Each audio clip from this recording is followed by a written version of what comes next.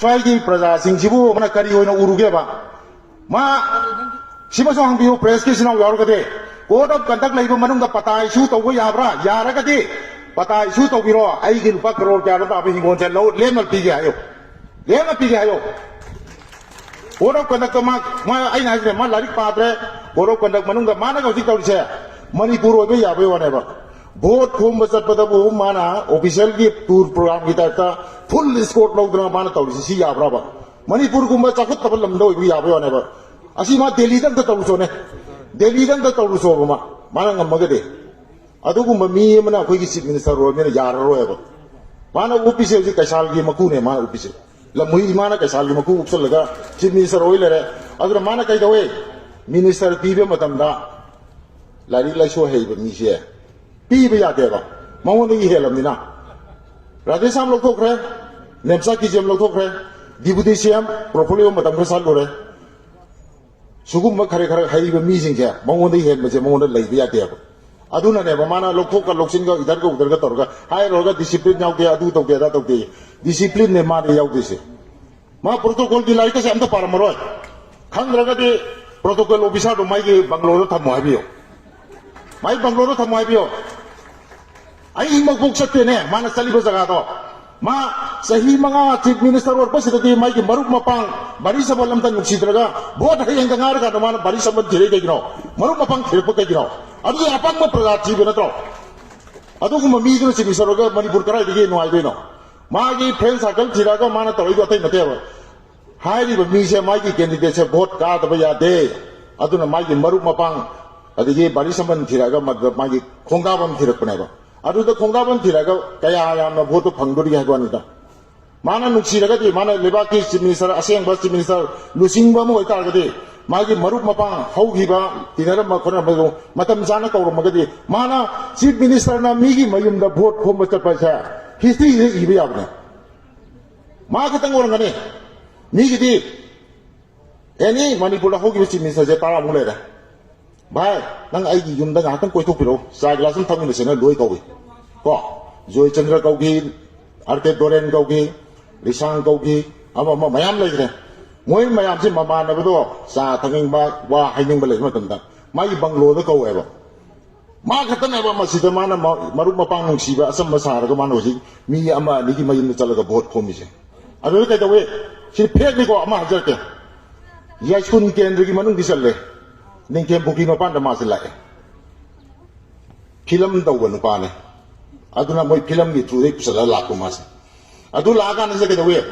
लाइकाई दुदी लाइता लाइरा युम लेजदब मैम चीफ मिनिस्टर लागे सिगुम प्रोग्राम से मैम तौबीना माला कदी ग्रुंग खुबसल लुरकानदी कैदोगेदा आई युम लेते आईगिना हेल्थ कार्ड लेते आईगिदा अदु लेते मैम मंगोंदा तौरे माना हायरे मागी पेदुदा नो तोक्सलु हायरे अदा मोय हरावरे जम हरावरे चीफ मिनिस्टर दो हाय जोदगे अदगे यारे आई तौरगे हायरमे नोंगाला माई पीएस अनि थारे हैबो नोइना हाइबा मैम भोट लोइरा तौगे ना हाय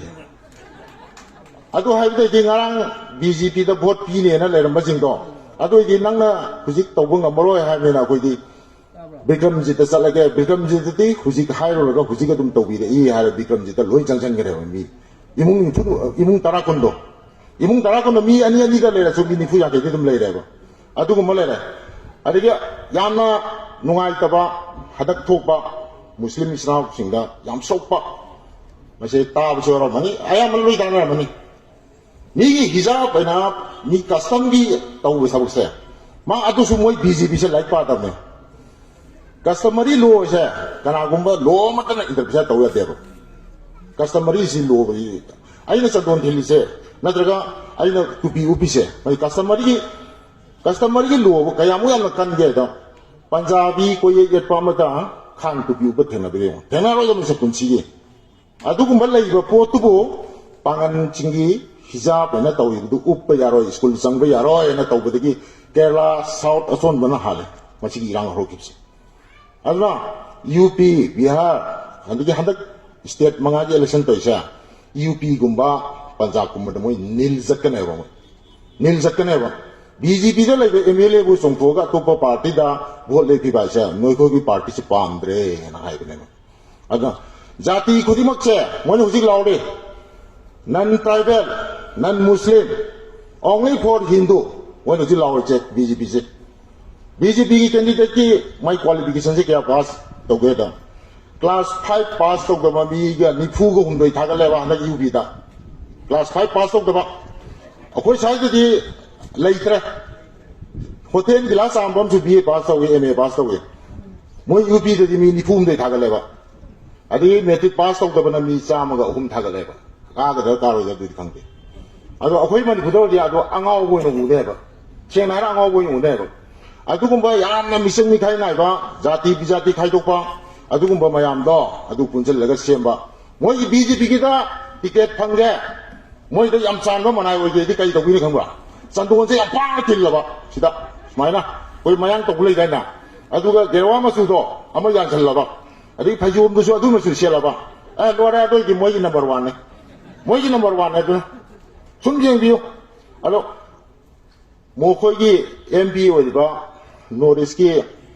कोई अमना मिनिस्टर हमने हायबा आई बीजेपी दा वोट कारे मिनिस्टर वरे अदो से आई संदी जानी ना हाय मतम दा मंगोन दा कैम तोंगम दे कैम तोंगम देबा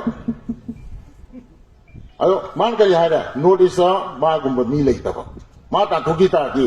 नॉर्थ ईस्ट काय दबा नॉर्थ ईस्ट की एमपी खर लेजे यारो दबा